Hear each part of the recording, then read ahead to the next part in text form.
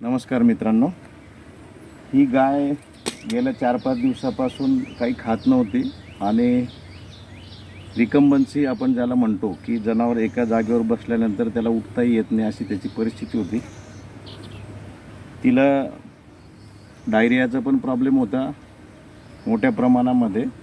8 दिवसापूर्वी तिला loose मोशनचा problem असल्यामुळे खूप जास्ती प्रमाणात डिहायड्रेशन होतं. त्याला आपण 3rd डिग्री डिहायड्रेशन म्हणू. मग आम्ही तिला जेव्हा अटेंड केलं त्यामुळे जी लक्षणं होते त्याच्यावरून रिहायड्रेशन करण्यासाठी तिला जवळजवळ रोज 4 ते 5 लिटर IV फ्लुइड्स आम्ही देत गेलो. 3 दिवस ती जनावर खूप चांगले राहिली ती गाय. मात्र 4थ्या दिवशी रात्री ती मेलेल्या अवस्थेमध्ये वाड्यामध्ये मिळाली.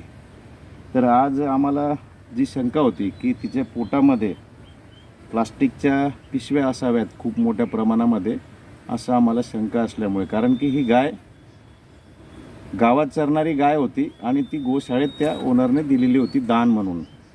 मग आम्ही आज तिचं PM केलं असता तिचे पोटाचा जो मेन कप्पा असतो रुमेन, त्याच्यामध्ये हे बघा, हा जो ढीग दिसतोय हा पूर्णपणे प्लास्टिकच्या पन्न्यांचा आहे. याच्यामध्ये या अशा प्रकारे प्लास्टिकच्या पन्न्या ह्या एकमेकामध्ये गुंफल्या गेलेल्या आहेत कंप्लीट. आणि हे अंदाजे जवळजवळ साधारणपणे 25 ते 30 किलोच्या आसपास प्लास्टिकच्या या पिशव्या एकत्रितपणे गुंफलेल्या आहेत. आपण बघू शकतात की ते एकमेकापासून वेगळं देखील होत नाही असं हे अवजड असं मटेरियल आहे. पोटाचा जवळजवळ 90 ते 95% भाग या प्लास्टिकमुळे व्यापला गेला असल्यामुळे जनावर चारा काय ते 10% जागा जी पोटाची रिकामी आहे त्याच्यामध्ये तो थोडाफार काही दिवस जगला असेल, थोडे दिवस, परंतु शेवटी या पन्न्यांनी गाईचा दुर्दैवी अंत घेतला. माझी सर्व नागरिकांना विनंती आहे की आपल्या घरातलं जे बासी अन्न असतं ते अन्न आपण प्लास्टिकच्या पिशवीमध्ये टाकून बाहेर टाकून देतो, कचऱ्याच्या पेटीमध्ये किंवा कुठल्या तरी ओपन स्पेसमध्ये.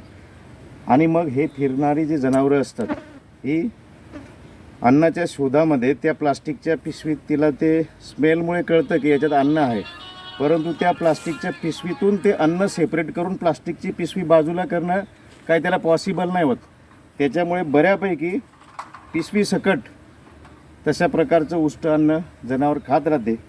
खाता मग ज्यावेळेस अशी परिस्थिती निर्माण होते त्यावेळेस इंडायजेशन, ॲसिडोसिस, लूज मोशन्स असे प्रॉब्लेम निर्माण व्हायला लागतात.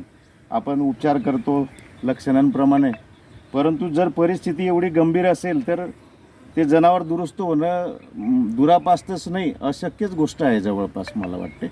म्हणून माझी सगळ्यांना विनंती आहे की प्लास्टिकच्या पिशवीत अन्न टाकून तुम्ही कचऱ्याच्या पेटीमध्ये ते टाकून देऊ नका. हे फिरणारे जे आपले जनावरं असतात हे जनावरं यांना कळत नाही फारसं, त्याच्यामुळे ते अन्नासकट पिशव्या खाल्ल्यामुळे असा प्रॉब्लेम निर्माण होतो.